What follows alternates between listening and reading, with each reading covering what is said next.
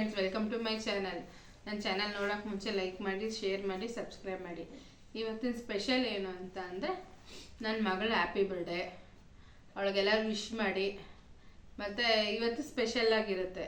ಏನು ದಿನ ಅಂದರೆ, ಇದುವರೆಗೂ ಯಾರ್ದು ಹ್ಯಾಪಿ ಬರ್ಡೇ ನಾನು ತೋರಿಸಿಲ್ಲ. ನನ್ನ ಮಗಳದೇ ಫಸ್ಟ್ ಇರೋದ್ರಿಂದ ಇವತ್ತು ಸಂಜೆಗೆ ಮಶ್ರೂಮ್ ಬಿರಿಯಾನಿ ಮತ್ತು ಮಶ್ರೂಮು ವಿತ್ ಕಾಬೂಲು ಅದು ಗ್ರೇವಿ ಮಾಡ್ತೀನಿ. ಮತ್ತು ಜಾಮೂನ್ ಮಾಡೋಣ ಅಂದ್ಕೊಂಡಿದ್ದೀನಿ. ಅವೆಲ್ಲ ಮಾಡೋದನ್ನ ತೋರಿಸ್ತೀನಿ. ಮತ್ತು ನನ್ನ ಮಗ ಡೆಕೋರೇಷನ್ ಮಾಡ್ತಾರಂತೆ, ಅದು ತೋರಿಸ್ತೀನಿ. ಇಷ್ಟೇ ಇವತ್ತಿನ ವ್ಲಾಗ್. ಏನಂತ ಅಂದರೆ, ನನ್ನ ಮಗಳದ್ದು ಬರ್ತ್ಡೇ ಇದು. ಎಲ್ಲರೂ ಅವಳಿಗೆ ವಿಶಸ್ ಮಾಡಿ ಆಯುಸ್ಸು ಆರೋಗ್ಯ ಕೊಟ್ಟು ಕಾಪಾಡಲಿ ಅಂತ ಅಲ್ವಾ. ಇನ್ನೇನು ಕೇಳೋಣ ಹೇಳಿ. ನಮ್ಮ ಮಕ್ಕಳು ಖುಷಿಯೇ ನಮ್ಮ ಖುಷಿ.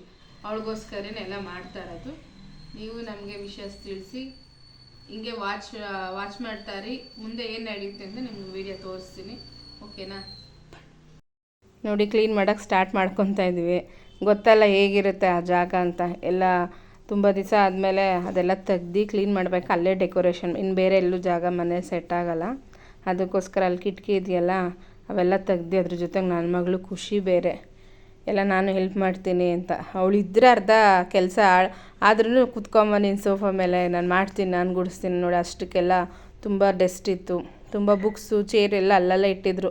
ಓದ್ಕೊತಾರೆ, ಡ್ರಾಯಿಂಗ್ ಬರೀತಾರೆ, ಅಲ್ಲೆಲ್ಲ ಇಡ್ತಾರೆ. ಒಂದೊಂದು ಸರಿ ಏನೂ ಮಾಡೋಕ್ಕಾಗಲ್ಲ, ಮಕ್ಕಳಿರೋ ಮನೆ ಅಲ್ವಾ. ಅದಕ್ಕೆಲ್ಲ ಕ್ಲೀನ್ ಮಾಡಿಕೊಟ್ಟೆ. ಇನ್ನೇನು ಮಾಡ್ಕೊಳಪ್ಪ ಅಂದ್ಬಿಟ್ಟು ಬಿಟ್ಟೆ. ಅವನ್ನ ಮಾಡ್ಕೊತಾ ಇದ್ದಾನೆ. ಸ್ಕ್ರೀನ್ ಹಂಗೆ ಇರಲಿ ಅಂದೆ. ಅವನಂಗೂ ತೆಗಿತೀನಿ ಅಂದ. ಸರಿ ಬರೋದಾದರೆ ತೆಗಿ ಅಂದ್ಬಿಟ್ಟು ಬಿಟ್ಟಿದ್ದೀನಿ. ತೆಗೆದ್ಬಿಟ್ಟು ಮಾಡ್ತಾನೆ. ಅದೆಲ್ಲ ಅವ್ನಿಗೆ ಇಂಟ್ರೆಸ್ಟ್ ಇದೆ. ಅವ್ರ ತಂಗಿ ಬರ್ತಡೆ ಅಂದರೆ ಓ ಸರಿ ಎಲ್ಲ ಆಚೆ ಸರಿ. ಅವ್ನ ಬರ್ತಡೆ ಇಂಟ್ರೆಸ್ಟ್ ಆಗಲ್ಲ, ದೊಡ್ಡವನಾಗ್ಬಿಟ್ಟಿರ್ತಾನಲ್ಲ. ಅದಕ್ಕಾಗಿ ಅವ್ರ ತಂಗಿ ಬರ್ತಡೆಗಾರೆ ಬಲೂನ್ ಡೆಕೋರೇಷನ್ ಮಾಡಲೇಬೇಕು, ಪ್ಲ್ಯಾನ್ ಮಾಡಲೇಬೇಕು, ಕೇಕ್ ಹಿಂಗೆ ಇರಬೇಕು ಅನ್ನೋದು. ನೋಡಲ್ಲ, ಅವ್ರ ಅಣ್ಣಂಗೆ ಹೆಲ್ಪ್ ಮಾಡ್ತಾಯಿದ್ದಾಳೆ. ಅಣ್ಣ ನಾನು ಹೆಲ್ಪ್ ಮಾಡ್ತೀನಿ ಅಂತ ಬಂದು ಮಾಡ್ತಾಯಿದ್ದಾರೆ. ನಾನು ಈ ಕಡೆ ಅಡುಗೆಗೆ ರೆಡಿ ಮಾಡ್ಕೊತಾ ಇದ್ದೆ, ಸಿಂಪಲ್ಲಾಗೆ ಮಾಡೋಣ ಅಂತ. ಸರಿ ಟ್ಯೂಷನ್ಗೆ ಹೋಗ್ಬಿಟ್ಟು ಬಾಮ್ಮ, ನೀನು ಮನೇಲಿದ್ರೆ ಕೆಲಸ ಆಗೋದಿಲ್ಲ ಅಂದ್ಬಿಟ್ಟು ಟ್ಯೂಷನ್ಗೆ ತಲೆ ಬಾಚಿ ಕಳಿಸ್ತಾ ಇದ್ದೀನಿ. ಅವಳು ಹೋಗ್ಬಿಟ್ರೆ ಅರ್ಧ ಕೆಲಸ ತಲೆನೋವು ತಪ್ಪುತ್ತಲ್ವ. ಇಲ್ಲ ಮಮ್ಮಿ ನಾನು ಮಾಡ್ತೀನಿ, ಅದು ನಾನು ಮಾಡ್ತೀನಿ, ಇದು ನಾನು ಮಾಡ್ತೀನಿ ಅಂತಾಳೆ. ಸರಿ ಟ್ಯೂಷನ್ಗೆ ಹೋಗ್ಬಿಡು. ಒಂದು 6:30 7 ಗಂಟೆ, 4:30 to 6:30 ಟ್ಯೂಷನ್ ಇದೆ. ಟ್ಯೂಷನ್ಗೂ ಕಳಿಸ್ತೀವಿ. ಸುಮ್ಮನೆ ಮನೇಲಿ ಓದಲ್ಲ, ತೀಟೆ ಜಾಸ್ತಿ, ಹೇಳಿದ ಮತ್ತು ಕೇಳೋದಿಲ್ಲ. ಅದಕ್ಕಾಗಿ ಟ್ಯೂಷನ್ಗೆ ಹಾಕಿದ್ದೀವಿ. ಚೆನ್ನಾಗಿ ಓದ್ತಾಳೆ. ಟ್ಯೂಷನ್ಗೆ ಹಾಕಿದ್ರೆ ಸ್ವಲ್ಪ ಭಯ ಇರುತ್ತೆ. ಹೌದಮ್ಮ ಹೇಳ್ಕೊಡ್ತಾರೆ ಅಂತ. ಇಲ್ಲಿ ನಮ್ಮ ಮನೇಲಿದ್ದರೆ ಅಯ್ಯೋ ಮಮ್ಮಿ ಅಲ್ವಾ, ಅಯ್ಯೋ ನಂಗೆ ನಿದ್ದೆ ಬರ್ತಾಯಿದೆ, ಹೊಟ್ಟೆ ಹಸಿತಿದೆ ಅಂತ ಕಾರಣ ಹೇಳ್ತಾಳೆ. ಅದಕ್ಕಾಗಿ ಅವನ್ನೆಲ್ಲ ಧೂಳು ಹೊಡ್ಕೊತಾ ಇದ್ದ. ನೋಡಿ, ಎಲ್ಲ ಕ್ಲೀನ್ ಮಾಡಿದೆ. ಸಣ್ಣ ಪುಟ್ಟ ಧೂಳಿದೆ, ಹೊಡ್ಕೊಂಡು ಕ್ಲೀನ್ ಮಾಡ್ಕೊಂಡು ಹಾಕೊಳ್ಳಪ್ಪ ಅಂದೆ. ಮಾಡ್ತಾನೆ ಅವನು, ಏನು ತೊಂದರೆ ಇಲ್ಲ. ಹಿಂಗೆ ನಡೀತಾ ಇತ್ತು. ಅವಳನ್ನ ಟ್ಯೂಷನ್ ಕಳಿಸ್ಬಿಟ್ಟು ಆ ಕಡೆ ಅವ್ನ ಬಲೂನೆಲ್ಲ ಊದ್ಬಿಟ್ಟು ಕ್ಲಿಯರ್ ಮಾಡ್ಕೊತಾನೆ. ಈ ಕಡೆ ನಾನು ಅಡುಗೆಗೆ ಹೋಗೋಣ ಅಂದ್ಬಿಟ್ಟು ಅವಳಿಗೆ ತಲೆ ಬಾಚ್ತಾ ಇದ್ದೀನಿ ನೀಟಾಗಿ. ಚಿಕ್ಕದಾಗೆ ಸಾಗರ್ ಜಡೆ ಹಾಕ್ತಾಯಿದ್ದೀನಿ. ಅಲ್ಲೂ ನೋಡಿ, ಅವಳು ಸುಮ್ಮನೆ ಕುತ್ಕೊತಿದ್ದಾಳ, ಬರೀ ತರಲೆ. ಸೈಲೆಂಟಾಗಂತೂ ಕೂರಲ್ಲ, ಒಟ ಅಂತ ಇರುತ್ತೆ. ಅಮ್ಮ ಅದಾಯಿತು, ನಾನು ನೋಡ್ತೀನಿ, ಆಯಿತು, ಟ್ಯೂಷನ್ಗೆ ಹೋಗ್ತೀನಿ, ಟೈಮ್ ಆಯಿತು ನೋಡಿ ಹೊರಟ್ಲು. ಖುಷಿ. ಚಾಕ್ಲೇಟ್ ಕೊಡಬೇಕಲ್ವಾ ಟ್ಯೂಷನಲ್ಲಿ. ಸ್ಕೂಲ್ ಇರಲಿಲ್ಲ ಆ್ಯಕ್ಚುಲಿ, ಅವತ್ತು ಆ್ಯನಿವಲ್ ಡೇ ಇತ್ತು. ಇವಳಿಗೆ ಕಳಿಸಿರಲಿಲ್ಲ ಆ್ಯನಿವಲ್ ಡೇಗೆ. ಟ್ಯೂಷನ್ ಇದ್ದಿರೋದ್ರಿಂದ ಟ್ಯೂಷನಲ್ಲಿ ಚಾಕ್ಲೇಟ್ ಕೊಡಬೇಕಲ್ಲ. ಖುಷಿ. ಮಕ್ಳಿಗೆ ಬರ್ಡೇ ಅನ್ನೋದು 1 ವೀಕಿಂದ ಹೇಳ್ಕೊಬಂದಿರ್ತಾಳೆ, ನಂದು ನಾಳೆ ಬರ್ಡೇ ಅಂತ. ನೋಡಿ, ಜಿಪ್ಪೆ ಹಾಕಿಲ್ಲ, ತಾಡಿ ಜಿಪ್ ಹಾಕ್ತೀನಿ ಇರು ಅಂತ ಹೇಳಿ ಕಳಿಸ್ತಾ ಇದ್ದೀನಿ. ಖುಷಿ. ಹೋಗ್ಬೇಕು, ಇನ್ನೂ 5 ನಿಮಿಷ ಇತ್ತು, ಬೇಗ ಹೋಗ್ತೀನಿ ಅಂತ ಹೋದ್ಲು. ಸರಿ ಹೋಗ್ಬಿಡ್ಬಾ ಬೇಗ, ಅಷ್ಟೊತ್ತಲ್ಲೆಲ್ಲ ಡೆಕೋರೇಷನ್ ಮಾಡಿರ್ತೀವಿ ಅಂತ ಕಳಿಸ್ತಾ ಇದ್ದೀನಿ. ಹೊರಟ್ಲು ನೋಡಿ. ಆಯಿತು, ನಾನು ಇವನಿಗೆ ಸ್ವಲ್ಪ ಬಾ ಮಮ್ಮಿ ಅಂತ. ಸರಿ ಹೆಲ್ಪ್ ಮಾಡೋಣ ಅಂತ ಹೋದೆ. ಅದು ವೈಟ್ ಸ್ಕ್ರೀನ್ ಅಲ್ಲ, ಅದು ವೈಟ್ದು ಪಂಚೆ ಥರ ಇತ್ತು, ಅದನ್ನೇ ಹಾಕೋಣ. ಸ್ಕ್ರೀನ್ ಯಾವುದೂ ಇರಲಿಲ್ಲ, ತೊಗೊಂಬರೋಷ್ಟು ಇರಲಿಲ್ಲ. ಅವನು ಅದೇ ಸ್ಕ್ರೀನ್ ಹಾಕೋ ಚೆನ್ನಾಗಿತ್ತು ಅಂದರೆ ಬಲೂನ್ ಕಾಣಿಸಲ್ವಂತ, ಅದು ಫ್ಲವರ್ ಇರೋದಕ್ಕೆ. ಪ್ಲೇನ್ ಇದ್ದರೆ ಲುಕ್ ಅಂತೆ. ಏನೋ ಮಾಡಪ್ಪ ಅಂತ ಬಿಟ್ಟೆ. ಹೆಲ್ಪ್ ಮಾಡು ಅಂದ. ಸರಿ ಹೆಲ್ಪ್ ಮಾಡ್ತಾಯಿದ್ದೀನಿ. ಅವನಿಗೂ ಒಬ್ಬನೇ ಒಂದೊಂದು ಸರಿ ಆಗೋದಿಲ್ಲ ಒಬ್ಬನೇ ಮಾಡೋಕ್ಕೆ. ಖುಷಿ ಇದೆ ಅವ್ನಿಗೆ ಮಾಡೋದ್ರಲ್ಲಿ. ಬಲೂನ್ಸ್ ಎಲ್ಲ ಮೊನ್ನೆ ಹೋಗಿ ಎಲ್ಲ ಐಟಮ್ಸು ಎಲ್ಲ ಪ್ರತಿಯೊಂದು ತೊಗೊಬಂದಿದ್ದೀವಿ. ಸರಿ ಅಲ್ಲಿ ಜಾರ್ಕೊತಾಯಿತ್ತು. ಸರಿ ಬಟ್ಟೆ ಒಣಗಾಕೋ ಕ್ಲಿಪ್ ಹಾಕು, ನೀಟಾಗಿ ಕೂರುತ್ತೆ, ಇಲ್ದಾರ ಆಮೇಲೆ ಜಾರ್ಬಿಟ್ರೆ ಡೆಕೋರೇಷನ್ ಮಾಡಿರೋದೆಲ್ಲ ಹಾಳಾಗುತ್ತೆ ಅಂದ್ಬಿಟ್ಟು ಕೊಟ್ಟೆ. ಆಗ್ತಾಯಿದ್ದಾನೆ. ಬೇಕು, ಒಬ್ಬರು ಮಾಡ್ತಾರೆ ಅಂತಂದಾಗ ಒಬ್ಬರು ಹೆಲ್ಪಿಗೆ ಬೇಕಾಗುತ್ತೆ. ಆದರೂ ನಂಗೆ ಅಲ್ಲಿ ಅಡುಗೆ ಕೆಲಸ ಇತ್ತು. ಸಿಂಪಲಾಗಾದ್ರೂ ಎಲ್ಲ ತಯಾರಿ ಮಾಡ್ಕೊಬೇಕಲ್ಲ. ಇವನನ್ನು ನೈಟ್ ಎಲ್ಲ ರೆಡಿ ಮಾಡಿ ಇಟ್ಕೊಂಡಿದ್ದ ನೋಡಿ, ಆ ಥರ ಫೋಟೋ ಹಾಕ್ಕೊಬೇಕು. ಅವಳದು ಹೋದ ವರ್ಷವೂ ಹಿಂಗೆ ಹಾಕಿದ್ವಿ, ಆಲ್ಮೋಸ್ಟ್ ಸ್ವಲ್ಪ ಆ ಥರದ್ದು ಇತ್ತು ಫೋಟೋಸು. ಸರಿ, ಫೋಟೋಸ್ ಇದೆಯಲ್ಲ, ಯಾಕೆ ವೇಸ್ಟ್ ಮಾಡೋದು? ಬರ್ತಡೇ ಅಂದಾಗ ಅವೆಲ್ಲ ಮೆಮೊರೀಸ್ ಅಲ್ವಾ. ಆ ಚಿಕ್ಕ ಮಗುವಿಂದ ಏನೇನು ನಾವೇನು ಫೋಟೋಗಳು ತೆಗ್ದಿರ್ತೀವೋ ಒಂದು ನೆನಪು. ಬರ್ತಡೇ ಅಂತ ಅಂದಾಗ ಎಲ್ಲ ನೆನಪೋಸ್ಕೋಸ್ಕರ ಇತ್ತು, ಫೋಟೋಸ್ ಹಾಕ್ತೀನಿ ಅಂದ. ಸರಿ ಹಾಕ್ಕೊಳಪ್ಪ ಅಂದೆ. ಹಂಗೆ ವೈಟ್ದು ಸೀರೆ ಸೆಟ್ಟು ಲೈಟ್ದು ಬರುತ್ತಲ್ಲ, ಅದು ಹಾಕ್ತೀನಿ ಅಂದ. ಸರಿ ಹಾಕೋಪ್ಪ, ಆಯಿತು, ನಿನಗೆ ಹೆಂಗೆ ಬೇಕೋ ಮಾಡು, ನಿಮಗೆ ಬಿಟ್ಟಿದ್ದೀವಿ ಡೆಕೋರೇಷನ್ ಎಲ್ಲ. ನಾವೆಲ್ಲ ಆಯ್ತು, ಇನ್ನು ದೊಡ್ಡವರಾಗ್ತಾಯಿದ್ದ ಅವಳು ಒಂದು 10-12 ವರ್ಷ ಆಗೋವರೆಗೂ ಅವಳಿಗೂ ಆಸೆ ಇರುತ್ತೆ. ಆಮೇಲೆ ಅವ್ರಿಗೂ ಅಷ್ಟೇ ಓದೋದು ಕಡೆ ಗಮನ ಕೊಡುತ್ತೆ. ಚಿಕ್ಕ ಮಕ್ಕಳು ಹಂಗೆ ಅಲ್ವಾ, ಬರ್ತಡೇ ಅಂತ ಅಂದರೆ ಭಾರಿ ಖುಷಿ. ಇವನಿಗೂ ಇತ್ತು, ಇವನಿಗೂ ಸುಮಾರು ಒಂದು 10 ವರ್ಷದವರೆಗೂ ಕಂಟಿನ್ಯೂ ಆಗಿ ಮಾಡಿದ್ವಿ. ಆಮೇಲೆ ಅವನಿಗೆ ಬೋರ್ ಆಯಿತು, ನನಗೆ ಬೇಡ, ಇಷ್ಟ ಇಲ್ಲ ಬರ್ತಡೇ ಮಾಡ್ಕೊಳ್ಳೋದು ಅಂದ. ಸರಿ ಬೇಡ ಬಿಡಪ್ಪ, ಆಯಿತು, ಇನ್ನು ನನ್ನ ತಂಗಿಗೆ ಡೆಕೋರೇಷನ್ ಎಲ್ಲ ಬರ್ತಡೇಗೆ ಮಾಡೋಣ ಅಂತ ಅಂದ್ಬಿಟ್ಟು ಮಾಡ್ಕೋತಾ ಇದ್ದಾನೆ. ಹಂಗೆ ಇದು ಕಣ್ಸೋಣ ಬಾ ಮಮ್ಮಿ ಅಂದ. ಹಂಗೆ ಒಂದೊಂದು ಸ್ವಲ್ಪ ಹೊತ್ತಿಗೆ ಕರಿತಾ ಇರ್ತಾನೆ, ಅಲ್ಲಿಗೆ ಬನ್ನಿ, ಇಲ್ಲಿ ಇಟ್ಕೊಳ್ಳಿ ಅಂತ. ಹೋಗಲೇಬೇಕು ಪಾಪ, ಯಾಕಂದರೆ ಅವನು ಮಾಡೋಕ್ಕಾಗಲ್ಲಲ್ಲ ಹೆಲ್ಪಿಗಿಲ್ಲ ಅಂದರೆ. ಅಲ್ಲಿ ಇಟ್ಕೊಂಡಿದ್ದೀನಿ. ಇದು ಹಚ್ತಾ ಇದ್ದಾನೆ, ಅದು ಸ್ಟಿಕ್ಕರು. ಇಲ್ಲಿ ಹಿಂಗೆ ನಡೀತಾ ಇದೆ ಡೆಕೋರೇಷನು. ನಿಮ್ಮ ಮನೆಗಳಲ್ಲೂ ಹೀಗೆ ಮಾಡ್ತೀರಾ ನಿಮ್ಮ ಮಕ್ಕಳಿಗೆ ಅಂತ ಕಮೆಂಟ್ ಮಾಡಿ.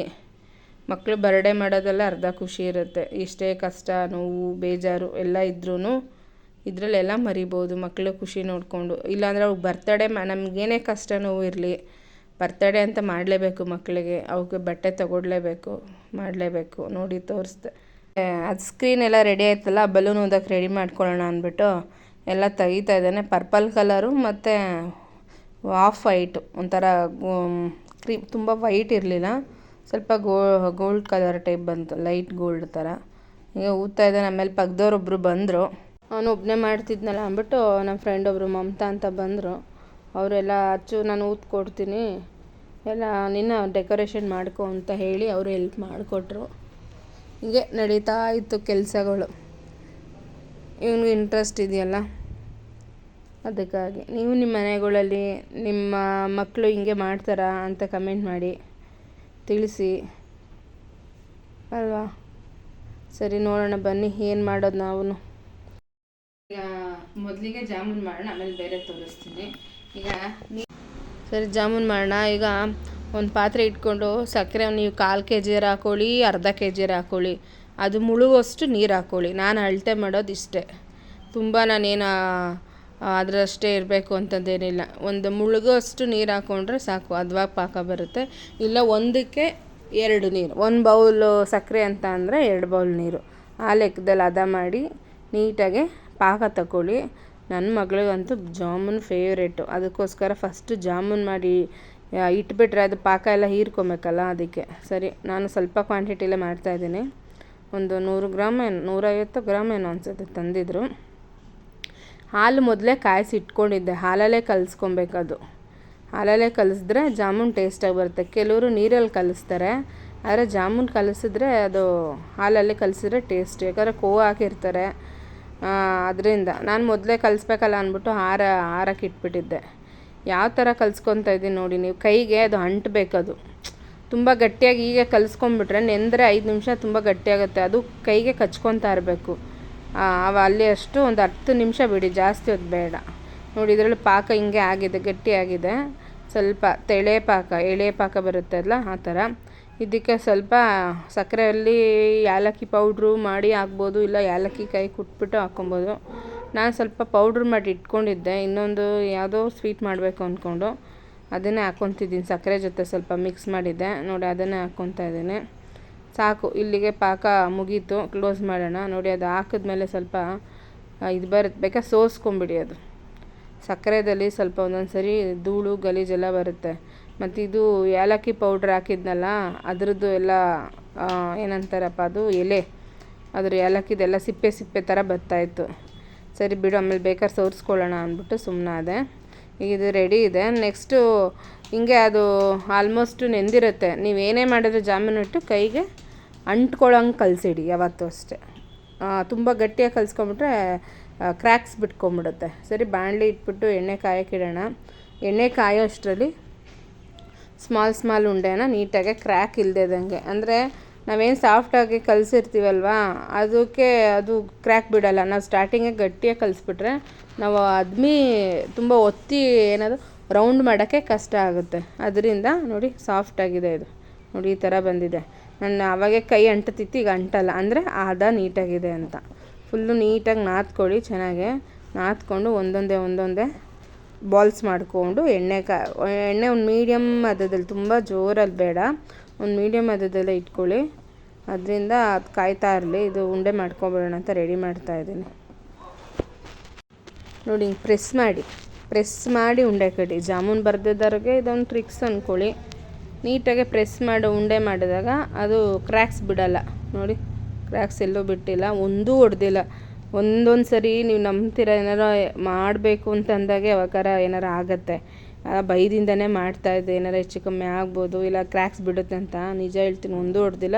ತುಂಬ ಚೆನ್ನಾಗಿ ಬಂದಿತ್ತು ಜಾಮೂನು. ಎಲ್ಲರಿಗೂ ಫೇವ್ರೇಟ್ ಅಲ್ಲ ಜಾಮೂನ್ ಅಂತಂದರೆ. ಸರಿ, ಇರೋದನ್ನೆಲ್ಲ ಉಂಡೆ ಕಟ್ಕೊಂಬಿಡೋಣ ಅಂತ ಕಟ್ಕೊತಾ ಇದ್ದೀನಿ. ನೋಡೋಣ, ನಿಮ್ಮ ಮನೆಗಳಲ್ಲೂ ಜಾಮೂನು ಮಾಡ್ತೀರಾ? ಸ್ಟಾರ್ಟಿಂಗ್ ಮಾಡಿದಾಗೆಲ್ಲ ಕಲಸೋಗಿರುತ್ತಾ? ಒಬ್ಬೊಬ್ಬರು ಮಾಡಿದಾಗೆಲ್ಲ ಏನಾಗ್ಬಿಡುತ್ತೆ, ಕಲಸೋದಂಗೆ ಆಗ್ಬಿಡುತ್ತೆ. ಆ ಉಂಡೆ ಇರುತ್ತಲ್ಲ ಅದು ಬರೋದಿಲ್ಲ. ಈಗ ನೋಡಿ, ನಾನೆಲ್ಲ ಉಂಡೆ ನೀಟಾಗಿ ಮಾಡಿದ್ದೀನಿ, ಒಂದೂ ಕ್ರ್ಯಾಕ್ ಬಿಟ್ಟಿಲ್ಲ. ಎಣ್ಣೆ ಮಾತ್ರ ತುಂಬ ಕಾವಲಿರಬಾರ್ದು, ಮೀಡಿಯಮಲ್ಲೇ ಇರಬೇಕು, ಮೀಡಿಯಮ್ ಫ್ಲೇಮಲ್ಲೇ ಬೇಯಿಸ್ಬೇಕು. ಅದು ಆವಾಗ ಕ್ರ್ಯಾಕ್ ಬಿಟ್ಟಿದ್ರೆ ಏನಾಗುತ್ತೆ ಅಂದರೆ ಅದು ಪಾಕದೊಳಗೆ ಹಾಕಿದ ತಕ್ಷಣ ಒಂಥರ ಸ್ಪ್ರೆಡ್ ಆಗಿಬಿಡುತ್ತೆ, ಒಂಥರ ಪಾಯಸ ಥರ, ಜಾಮೂನ್ ಪಾಯಸ ಥರ. ಸ್ಟಾರ್ಟಿಂಗ್ ನಾವೂ ಟ್ರೈ ಮಾಡ್ಬೇಕಾದ್ರೆ ಇಂಥವ್ರಿಗೆ ಆದರೂ ಆಗುತ್ತೆ. ಆದರೆ ಟ್ರಿಕ್ಸ್ಗಳು ಅದೊಂದೊಂದು ಮೆಥಡ್ ಅಂತ ಇರುತ್ತೆ, ಅದೇನೇ ಫಾಲೋ ಮಾಡಿದ್ರೆ ಏನೂ ಆಗೋದಿಲ್ಲ. ನೀಟಾಗಿ ಅದು ಪೋರ್ಕಲ್ಲಿ ನೀಟಾಗಿ ತಿರುಗಿಸ್ಕೊಳ್ಳಿ. ಅದು ನೀಟಾಗಿ ಎಲ್ಲ ಕಡೆ ಸ್ಪ್ರೆಡ್ ಆಗುತ್ತೆ, ಚೆನ್ನಾಗಿ ಬೇಯುತ್ತೆ. ಇಲ್ಲ ಅದು ಮಡ್ಚೋ ಇದರಲ್ಲಿ ಬೋಂಡಾ ಬಜ್ಜಿ ಇರ್ತದ್ರಲ್ಲಿ ಮಾಡ್ತೀನಂದರೆ ಅದು ಅದ್ವಾಗೆ ನೀಟಾಗಿ ಬೇಯಲ್ಲ. ಹಿಂಗೆ ತಿರ್ಸ್ತಾ ನೋಡಿ, ಈ ಥರ ಬ್ರೌನ್ ಕಲರ್ ಆಗಬೇಕು. ಡ್ರೈ ಜಾಮೂನ್ ಇನ್ನೂ ಜಾಸ್ತಿ ಡಾರ್ಕ್ ಬ್ರೌನ್ ಆಗಬೇಕು. ಈಗ ಸ್ವಲ್ಪ ಇದಾಗಿದೆ, ಆಲ್ಮೋಸ್ಟ್ ಒಳಗಡೆ ಸಣ್ಣಕ್ಕೆ ಫ್ಲೇಮ್ ಇಟ್ಕೊಂಡೇ ಬೇಯಿಸ್ರಿ, ಒಳಗಡೆ ಬೇಯಬೇಕು. ಇಲ್ಲ ಅಂತ ಅಂದರೆ ಒಳಗೆ ಬೇಯಲ್ಲ. ಇದಾದಮೇಲೆ ಇನ್ನೊಂದೇನು ಅಂತಂದರೆ ಪಾಕ ಬಿಸಿ ಇರಬೇಕು, ಇಲ್ಲಾಂದ್ರೆ ಇದು ಬಿಸಿ ಇರಬೇಕು.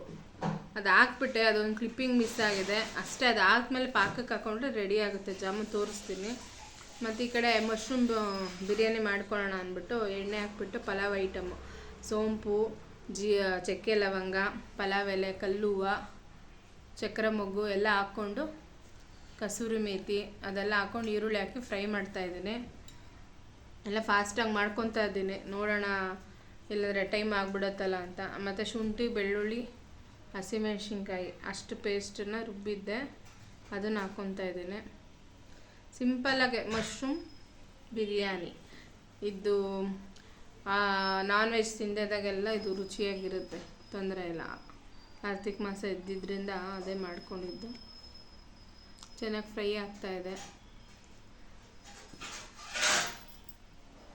ಹಸಿ ವಾಸನೆ ಹೋಗೋವರೆಗೂ ಚೆನ್ನಾಗಿ ಫ್ರೈ ಮಾಡಿ. ಅದಾದಮೇಲೆ ಪಕ್ಕದಲ್ಲಿ ನೀವು ಮಶ್ರೂಮ್ ಜೊತೆ ಬೇರೆ ಯಾವ್ದಾರ ತರಕಾರಿ ಇದ್ದರೂ ಆ್ಯಡ್ ಮಾಡ್ಕೊಬೋದು.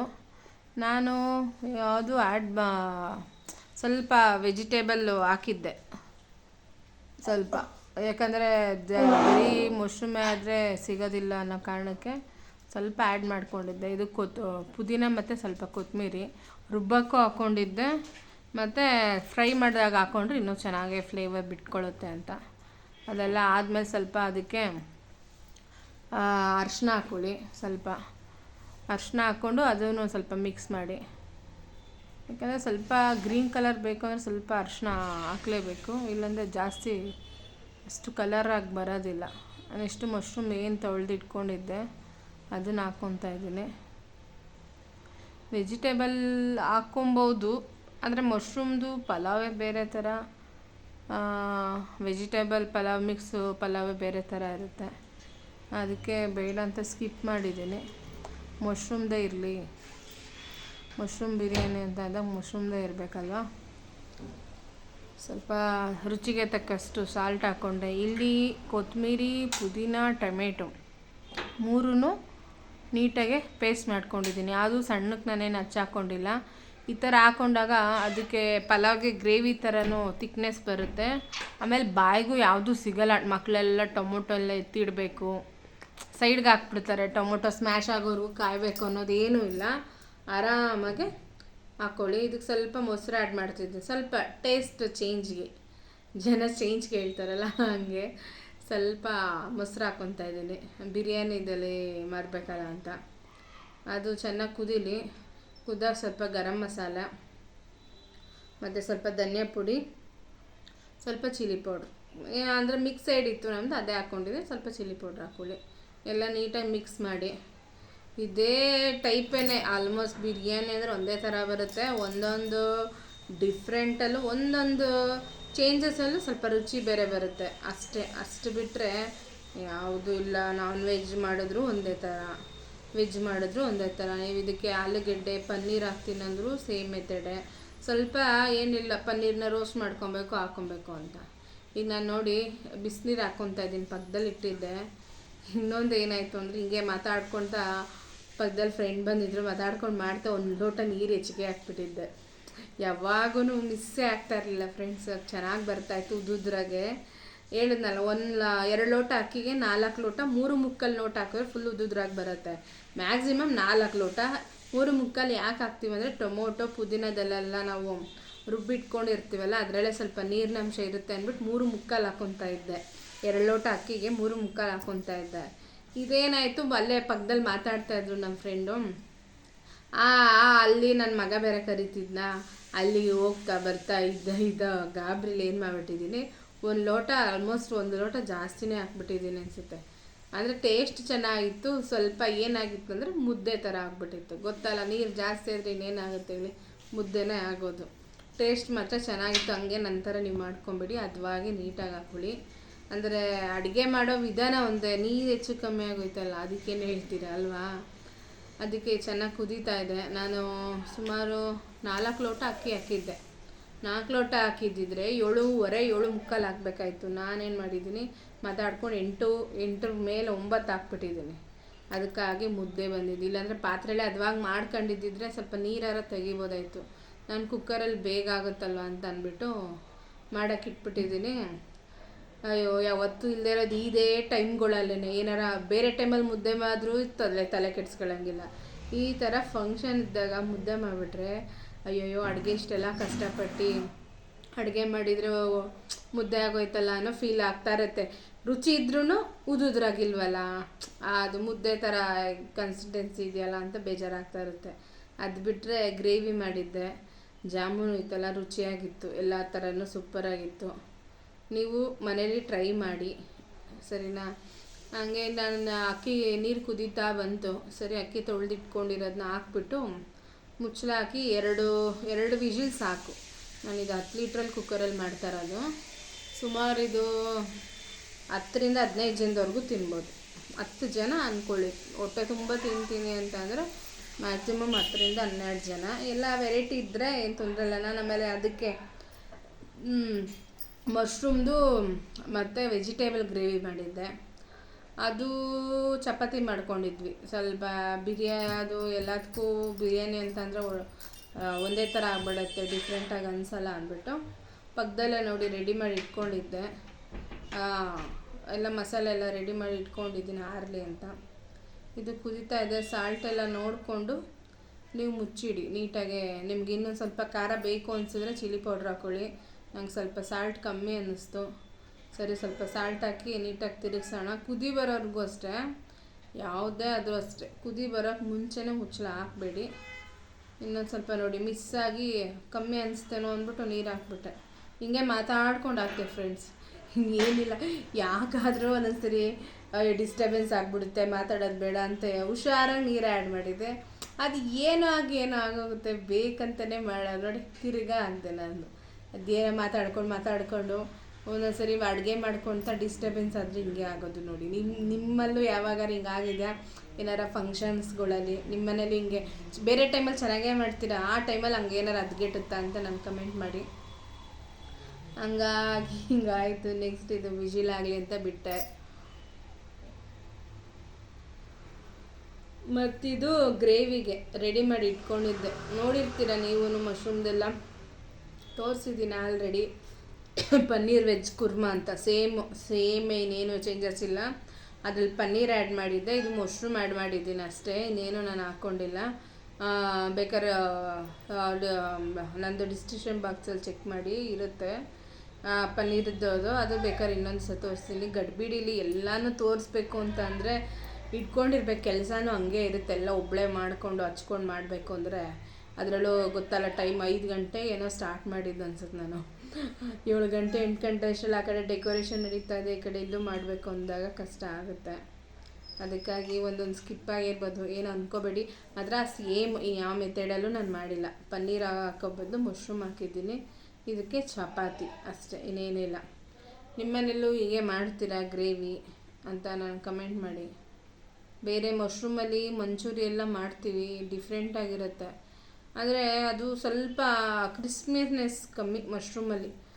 ಅದು ಮೇಲೆ ಕಾರ್ನ್ಫ್ಲೋರೆಲ್ಲ ಉದುರಿಸಿದಾಗ ಕ್ರಿಸ್ಪಿನೆಸ್ ಕಮ್ಮಿ ಆಗಿಬಿಡುತ್ತೆ. ಈಗ ನೋಡಿ, ಕುಕ್ಕರ್ಗೆ ಒಂದು ಸ್ವಲ್ಪ ಎಣ್ಣೆ ಮತ್ತು ಸ್ವಲ್ಪ ಕಸೂರಿ ಮೇಥಿ ಮತ್ತು ಚಿಲ್ಲಿ ಪೌಡ್ರು ಅದು ಹಾಕೊಂಡ್ಬಿಟ್ಟು ನಾವೇನು ರುಬ್ಬಿಟ್ಕೊಂಡಿರ್ತೀವಿ, ಗೋಡಂಬಿ, ಶುಂಠಿ ಬೆಳ್ಳುಳ್ಳಿ, ಹಸಿಮೆಣ್ಸಿನ್ಕಾಯಿ, ಈರುಳ್ಳಿ, ಟೊಮೆಟೊ, ಬೇಬಿ ಗೋಡಂಬಿ, ಟೊಮೆಟೊ ಜಾಸ್ತಿ, ಈರುಳ್ಳಿ ಜಾಸ್ತಿ, ಅದು ಬಿಟ್ಟರೆ ತೆಂಗಿನಕಾಯಿ ಏನು ಹಾಕಿಲ್ಲ. ಸೇಮ್ ಅದೆಲ್ಲ ಸೇರಿ ನೈಸಾಗೆ ಪೇಸ್ಟ್ ಥರ ಮಾಡ್ಕೋಬೇಕು. ಇದೇ ಪನ್ನೀರ್ ಗ್ರೇವಿಗೂ ಸೇಮ್. ಆದರೆ ಇದರಲ್ಲಿ ಸ್ವಲ್ಪ ಖಾರ ನೋಡ್ಕೊಂಡು ಹಾಕೊಳ್ಳಿ. ಕೆಲವರು ಜಾಸ್ತಿ ಖಾರ ಸ್ಪೈಸಸ್ ಇಷ್ಟಪಡ್ತಾರೆ, ಅವ್ರವ್ರದ್ದು ರುಚಿ ತಕ್ಕನಂಗೆ ಹಾಕ್ಕೊಬೋದು, ಏನೇನಿಲ್ಲ. ಅದೆಲ್ಲ ಹಾಕಾದ್ಮೇಲೆ ನಾನು ಮಶ್ರೂಮ್ದು ಏನು ಫ್ರೈ ಮಾಡಿ ಇಟ್ಕೊಂಡಿದ್ದೀನಲ್ಲ ಅಷ್ಟೇ ಹಾಕ್ಕೊಳ್ಳೋದು. ಇದೇನು ಚೇಂಜಸ್ ಇಲ್ಲ ಫ್ರೆಂಡ್ಸ್. ಇದೇ ಮಸಾಲೆಗೆ ನೀವು ಆಲೂಗೆಡ್ಡೆ ಹಾಕ್ಕೊಬೋದು, ಕ್ಯಾಪ್ಸಿಕಮ್, ಆಲೂ ಕರಿ ಅಂತಾರೆ. ಸೇಮ್ ಮಸಾಲೆನೇ, ಡಿಫ್ರೆಂಟ್ ಏನೂ ಇರಲ್ಲ ಅಲ್ಲಿ. ನಾನು ಸ್ವಲ್ಪ ಕಾಬೂಲು ಕೂಗಿಸಿಟ್ಕೊಂಡಿದ್ದೆ, ಅಯ್ಯೋ ಬೇಡ ಇರು, ಬೇರೆ ಮಶ್ರೂಮ್ ಆದರೆ ಚೆನ್ನಾಗಿರಲ್ಲ, ಕಾಳು ಸಿಕ್ಕರೆ ಚಪಾತಿಗೆ ಚೆನ್ನಾಗಿರುತ್ತೆ ಅಂತ ಇಮಿಡಿಯೇಟ್ ಸಡನ್ನಾಗಿ ಪ್ಲ್ಯಾನ್ ಮಾಡಿ ಅಲ್ಲೇ ಇಮಿಡಿಯೇಟು ಬಿಸಿನೀರಲ್ಲಿ ನೆನೆಸಿ ಕೂಗಿಸಿ ಹಾಕಿದ್ದೀನಿ. ಎಲ್ಲ ಅದಕ್ಕೆ ಹೇಳೋದ್ನಲ್ಲ, ಗಡ್ಬಿಡಿ ಆಗೇ ಆಗುತ್ತೆ. ಫ್ರೀಯಾಗಿದ್ದಾಗ ವೀಡಿಯೋ ಮಾಡ್ಕೊಳ್ಳೋಕ್ಕೆ ಒಂದು ಚೆಂದ ಅಲ್ವಾ. ಈಗೆಲ್ಲ ಮಕ್ಕಳು ಗಿಜಿ ಅಂತ ಇದ್ದಾರೆ, ಅದಕ್ಕೆ ಒಂದು ಕಡೆ ಕ್ಯಾಮ್ರಾ ಇಟ್ಬಿಟ್ಟು ಅದ್ರ ಪಾಡ್ಗದು ಆಗ್ತಾ ಇರಲಿ ಅಂತ ಮಾಡ್ತಾಯಿದ್ದೀನಿ. ಟೇಸ್ಟ್ ಹೆಂಗಿದೆ ಅಂತ ಸ್ವಲ್ಪ ನೋಡಿದೆ, ಸಾಲ್ಟ್ ಎಲ್ಲ ನೀಟಾಗಿ ಹಾಕಿದರೆ ಸ್ವಲ್ಪ ಕಮ್ಮಿ ಅನ್ನಿಸ್ತು, ಹಾಕ್ಕೊಂಡಿದ್ದೀನಿ. ನೀವು ನೋಡ್ಕೊಂಡು ಹಾಕ್ಕೊಳ್ಳಿ. ಯಾವತ್ತೂ ಅಷ್ಟೇ ಇದು ಕ್ರೀಮ್ ಹಾಕೋಬೋದು, ನಾನು ಹಾಲು ಹಾಕ್ತಾಯಿದ್ದೀನಿ. ಕೆಲವು ಫ್ರೆಶ್ ಕ್ರೀಮ್ ಹಾಕ್ತಾರೆ, ನಾವು ಅಷ್ಟೊಂದು ರಿಚ್ಚು ಅಲ್ಲ, ನಮ್ಮ ಮನೇಲಿ ಜಾಸ್ತಿ ಫ್ರೆಶ್ ಕ್ರೀಮೆಲ್ಲ ಯೂಸ್ ಮಾಡಲ್ಲ. ಆ ಕಾರಣಕ್ಕಾಗಿ ಏನಾರ ಒಂದು ನಾವೇ ಮಾಡ್ಕೊಬೇಕಲ್ಲ, ಅದಕ್ಕಾಗಿ ಸ್ವಲ್ಪ ಕುದೀಲಿ ಅಂತ ಬಿಟ್ಟೆ. ಬನ್ನಿ ನೋಡೋಣ ಏನು ಡೆಕೋರೇಷನ್ ಆಗಿದೆ. ಫೈನಲ್ ಲುಕ್ ಹಿಂಗಾಗಿದೆ. ನಮ್ಮ ಮಗ ಡೆಕೋರೇಷನ್ ಮಾಡಿದ್ದು, ಪಾಪ ತಂಗಿ ಬರ್ತಡೆಗಾಗಿ ಇಷ್ಟೆಲ್ಲ ಆಸೆ ಪಟ್ಟು ಮಾಡಿದ್ದಾನೆ. ತುಂಬ ಚೆನ್ನಾಗಿದೆ, ಸಾಕು ಸಿಂಪಲ್ಲಾಗಿ ಮನೆ ಲೆಕ್ಕದಲ್ಲಿ ಮಾಡ್ತೀನಿ ಅಂದರೆ ಇದಕ್ಕಿಂತ ಇನ್ನೇನಿದೆ ಅಲ್ವಾ. ನೋಡಿ ನನ್ನ ಬರ್ತಡೇದು ಕ್ಲಿಪ್ಸಿಂಗ್ಸ್ ಎಲ್ಲ ಹಾಕಿದ್ದೀನಿ, ಫೋಟೋಸು ಅಲ್ವಾ. ನೆಕ್ಸ್ಟ್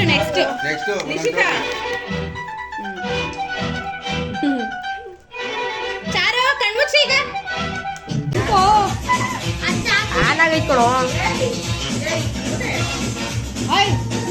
ಗಾನ್ವಿ ಸೈಡ್ ಬಾ.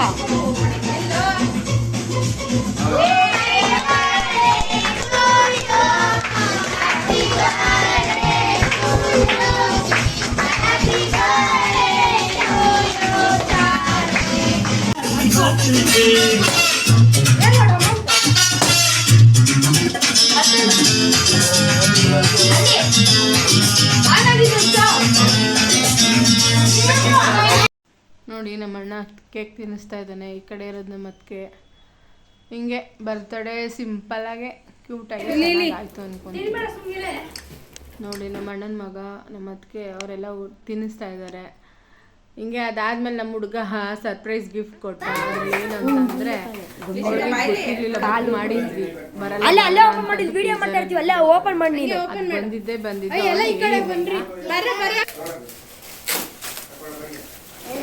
ಯೂನಿಕಾರ್ನ್. ಹೆಂಗ್ ಬಂತು ದೇವರು ನಿಮಗೆ ಬೇಗ ಕಳ್ಸ್ಕೊಟ್ಟಿದ್ದೀನಿ. ಹ್ಯಾಪಿ ಬರ್ತ್ಡೇಗೆ ಬರಲ್ಲ ಅಂತ ಬೇಜಾರಲ್ಲಿದ್ದು ತಕೊಡಚ್ಚು ಅದೇ ಗೊತ್ತಿಲ್ಲದೆ ಸರ್ಪ್ರೈಸ್. ಯೂನಿಕಾರ್ನ್ ಬರಲ್ಲ, ಅಯ್ಯೋ ರಾತ್ರಿ ಬಿಡಿ. ನೀನು ನೋಡಿ ಖುಷಿ ಪಡಿ ಇವಾಗ. ಹೇಳ ಖುಷಿ ಪಡು, ಅಣ್ಣಂಗೆ ಪಪ್ಪಿ ಕೊಡು. ಖುಷಿ ಆಯ್ತು. ಏನದು ಅದ್ರಲ್ಲಿ ಮೊದ್ಲೆಲ್ಲ ಅವಾಗ ಸೂಪರ್ ಅಂತ ಇಟ್ಕೊಂಡಿದ್ರು ಹುಡುಗಿರು. ಈಗ ಏನು ಏನು ಅವ್ರ ಜೊತೆ ನನ್ನ ಫ್ರೆಂಡ್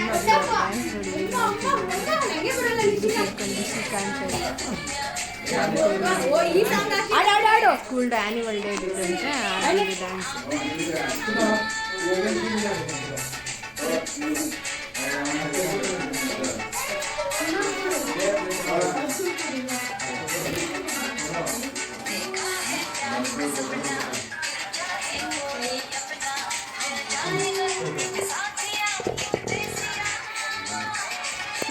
ಈ ರೇಂಜ್ಗೆ ಮೇರಿ ಮಿಲ್ಲಿಯ ನೋಡಿ ನಿಶಿಕ ನೋಡಿ ಹೆಂಗ್ ಆಡ್ತಾಳೆ. ಸೂಪರ್ ಆನಲ್ಲೇ ಇದೆ, ಸೂಪರ್ ಆನಲ್ಲಿ ಇದೆ ಬಿಡು.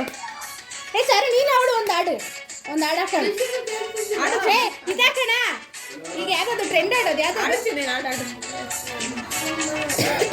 ಗಣೇಶ್ ಯಾವ್ದು ಸಾಂಗು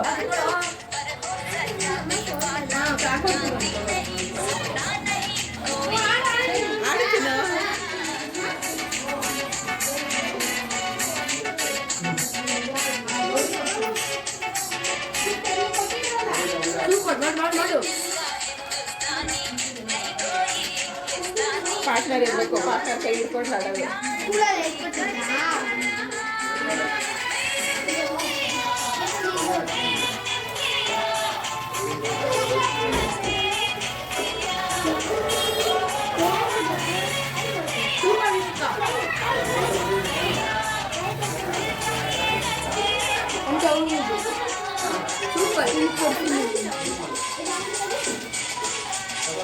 ಸಾಕು ಬಾಯ್ತು ನೋಡಿ ಮಗು ಎಷ್ಟು ಚೆನ್ನಾಗಿ ಡ್ಯಾನ್ಸ್ ಆಡ್ತಾರೆ. ಏನೋ ಒಂದು ಖುಷಿ. ಅವ್ರದ್ದೇ ಅವರು ಇದ್ದಾರೆ ಮಮತಾ ಅಂತ, ಅವ್ರದ್ದೇ ಮಗಳು. ಇಲ್ಲೆಲ್ಲ ಆಟ ಆಡ್ತಾ ಇದ್ದಾರೆ. ನಾನು ನೀನು ಎಲ್ಲ ಓದ್ದು ಫ್ರೆಂಡ್ಸ್ ಎಲ್ಲ. ಇವಳು ಏನೇನೋ ಫ್ರೆಂಡ್ ಮಾಡಿಕೊಂಡು ಸರಿ ನಾನು ಊಟ ತೋರಿಸಿಲ್ಲ ಏನೇನು ಮಾಡಿದೆ ಅಂದ್ಬಿಟ್ಟು ಆ ಗ್ರೇವಿಗೆ ಚಪಾತಿ ಹೇಳಿದ್ನಲ್ಲ, ಚಪಾತಿ ಮಾಡ್ತಾಯಿದ್ದೀನಿ ಅಲ್ಲೇ ಊಟಕ್ಕೆ ಕೊಡೋಣ ಅಂತ. ನೋಡಿ ಇದು ಬಿರಿಯಾನಿ ಆಲ್ಮೋಸ್ಟ್ ಎಲ್ಲ ಬಂದ್ರಲ್ಲ ಹಾಕ್ಕೊಟ್ಟಿದ್ದೆ, ಖಾಲಿಯಾಗಿತ್ತು. ಸ್ವಲ್ಪ ಮುದ್ದೆ ಆಗಿದೆ ನೋಡಿ. ಜಾಮೂನು ಸಖತ್ತಾಗಿತ್ತು ಮಾತ್ರ. ಜಾಮೂನ್ ಅಂದರೆ ಎಲ್ಲರಿಗೂ ಫೇವ್ರೆಟ್ಟು. ಇದು ಗ್ರೇವಿ ನೋಡಿ ಮಾತ್ರ ಗ್ರೇವಿ ಎಲ್ಲ ಟೇಸ್ಟ್ ಸೂಪರಾಗಿತ್ತು. ಬಿರಿಯಾನಿ ಒಂದು ಮುದ್ದೆ ಆಗಿತ್ತು. ಹಿಂಗೆ ನನ್ನದು ಮಗಳ ಬರ್ಡೇಗೆ ಇಷ್ಟು ಆಗಿದ್ದು. ಹಿಂಗೆ ನನ್ನ ಚಾನೆಲ್ನ ಸಪೋರ್ಟ್ ಮಾಡ್ತಾಯಿರಿ, ವಾಚ್ ಮಾಡ್ತೀರಿ. Thank you friends, bye.